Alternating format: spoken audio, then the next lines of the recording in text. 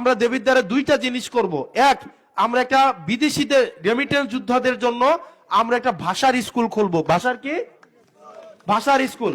অর্থাৎ বিদেশে যাওয়ার আগেই যে যদি অ্যারাবিক কোনো কান্ট্রিতে যায়, সে যেন অন্তত কমিউনিকেশন স্কিলটা, সে তো আর ওখানে পিএইচডি করতে যাবে না, যাবে অন্তত যেন কথা বলাটা, আমার বেতনটা কত, আমার কাজটা কি, না বেতন এত, এটা হবে না, আরো বাড়াই দিতে হবে, এই কমিউনিকেশন স্কিলটা যেন সে দেশ থেকেই শিখে বিদেশে যাইতে পারে।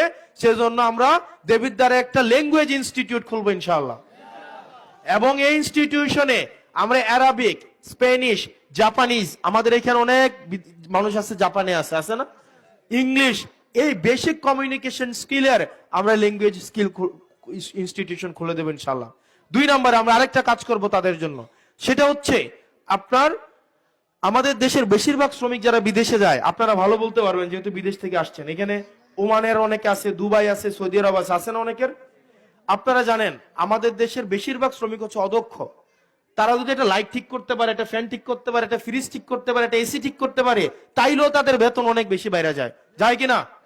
যায় কিনা? ও হয় কিনা? ও এই কারণে এই যে টেকনিক্যাল যে কাজগুলা, এগুলার জন্য আমরা একটা স্কিল ডেভেলপমেন্ট, আমরা একটা ইনস্টিটিউট খুলবো দেবিদ্বারে।